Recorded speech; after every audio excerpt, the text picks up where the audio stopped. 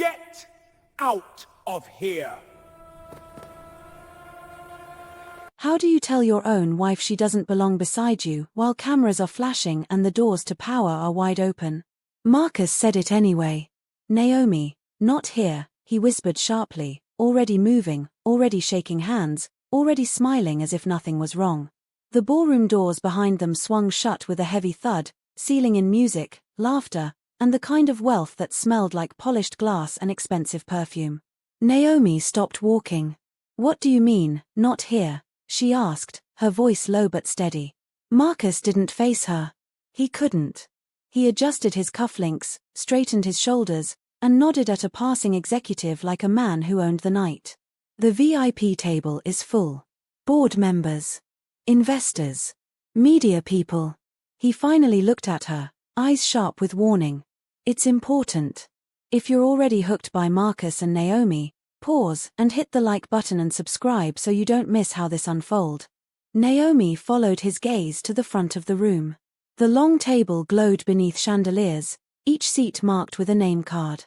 Marcus's name sat dead center. "And I'm, what?" she asked quietly. He exhaled, annoyed. "You're my wife. That's not the issue." "Then what is?" she pressed. He leaned closer, voice dropping. "This is about optics, Naomi. Image. I've worked too hard to let tonight get complicated." She searched his face. 10 years of marriage had taught her what he sounded like when he was afraid. This was that voice, tight, rushed, brittle. "So where should I sit?" she asked. Marcus gestured vaguely toward the middle rows. "There. It's fine. You'll still see everything." Quick reminder, if you're enjoying the tension here, smash that like button, and share this story with a friend who loves dramatic corporate showdown. Naomi waited. Just 1 second longer than comfortable. People were watching now. Curious glances. Soft whispers. She smiled. "All right, Marcus." And she turned away. He didn't thank her. He didn't watch her walk off. He stepped forward into the light, into laughter, into applause, as if he hadn't just pushed something precious out of reach. Naomi sat where he told her to sit. Not sulking. Not angry. Just still. From her seat, she saw everything. She watched Marcus become larger than life. His laugh boomed. His handshake lingered. He leaned in, whispered promises, clinked glasses with men who measured worth in millions. Every now and then, he glanced around the room, checking reflections, checking rank, checking status. If you're feeling Naomi's quiet power already, drop a comment below on what you would do in her shoes. He did not look back. Naomi folded her hands in her lap and breathed slowly. "Funny," a woman beside her murmured. "You look calm for someone pushed out of the spotlight." Naomi turned. "I've never needed the spotlight to see clearly." The woman blinked, unsure whether to laugh. At the VIP table, Marcus was glowing. "This quarter alone," he said animatedly to a board member, "we exceeded projections by 18%. Impressed nods followed. "That's leadership," someone said. Marcus smiled wider. Leadership. Yes. That was the word. He drank it in. Pause here, like this video if you're hooked on Marcus's ego, and don't forget to subscribe so you see what Naomi does next. Across the room, Naomi's phone buzzed once. She glanced down. One message. "Everything is finalized." She slipped the phone back into her purse. When the lights dimmed slightly and the music softened, Marcus knew his moment had arrived. The host called his name, praising his vision and relentless drive. Marcus rose to his feet as applause rolled through the room like thunder. Naomi didn't clap. Marcus took the stage, gripping the podium, scanning faces that mattered.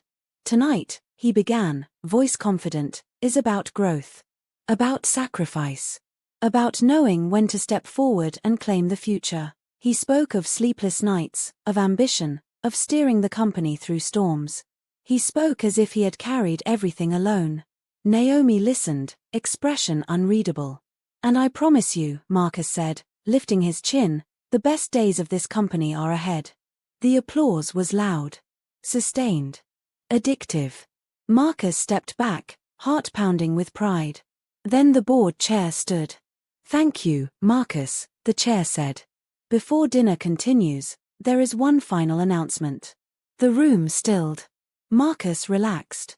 Another compliment, perhaps. Another nod toward his rise. Earlier today, the chair continued, a private transaction was completed. Effective immediately, Meridian Holdings has a new majority owner. A ripple moved through the guests. Marcus frowned slightly. For confidentiality reasons, this was handled discreetly, the chair said. But tonight, it is only right to introduce her. Marcus's chest tightened. Please welcome, the chair said clearly, Ms. Naomi Adeyemi. The room froze. Marcus didn't breathe. Naomi stood. Chairs scraped. Gasps escaped. Heads turned first toward the back, then toward the woman walking forward with calm, measured steps. At this moment, if your heart is racing like mine, hit the like button, share this story, and subscribe. You won't want to miss what happens next. Marcus stared, his mind scrambling. No. This isn't. Naomi mounted the stage and accepted the microphone. Her eyes met his for half a second. Not triumph. Not anger. Understanding. Good evening, Naomi said. I'm honored to be here. The silence shattered into applause. Marcus remained standing, hands clenched, realizing too late that the seat he denied was never hers to ask for. Marcus felt the blood drain from his face as applause thundered around him. His ears rang, not from the clapping, but from the sound of his own heartbeat slamming against his chest. Naomi? His Naomi? The woman he had just told to sit somewhere else. Naomi waited for the noise to settle before speaking again. I know some of you are surprised, she said calmly. I would be too. Power often announces itself loudly. I've learned it doesn't need to. Her voice carried, firm, composed, impossible to ignore.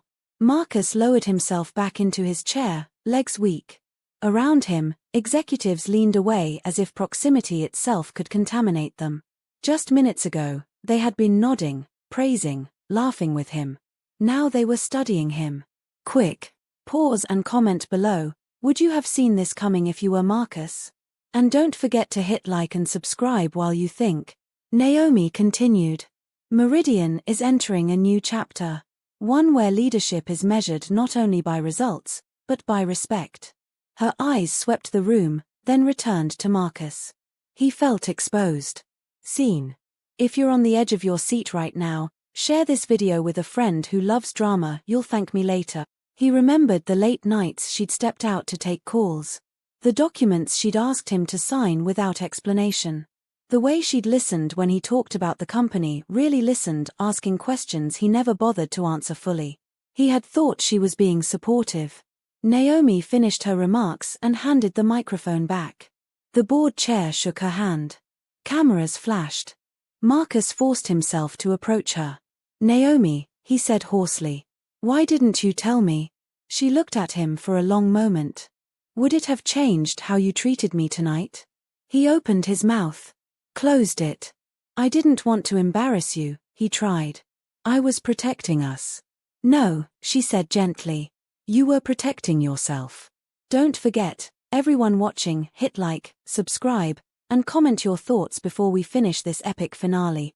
I've been working for this company for years, Marcus said, desperation creeping into his voice. Everything I've done was for our future. And I respected that, Naomi replied. But somewhere along the way, you decided I was a liability instead of a partner. He shook his head. That's not true. Then why was the image of you more important than the woman standing beside you? She asked. He had no answer. They stood there in the glow of chandeliers and judgment. Around them, conversations resumed, but quieter now, more cautious. I didn't need the VIP seat, Naomi said. I needed to know you still saw me. Marcus swallowed. I do. I swear I do. She studied him, not unkindly. Tonight showed me something, Marcus. And it showed you something too. She turned and walked toward the front table. The same table Marcus had guarded so fiercely. She took the center seat, smooth and unhurried, as if it had always been hers. No one questioned it. Marcus remained where he was, the space beside him suddenly enormous. Later that night, after the lights dimmed and the last guests departed, Marcus stood alone near the exit. Naomi passed him, her coat draped over her arm. "I'll be staying at the hotel tonight," she said. "Not cold. Not cruel. Certain." He nodded. "I understand." She paused. "Do you?"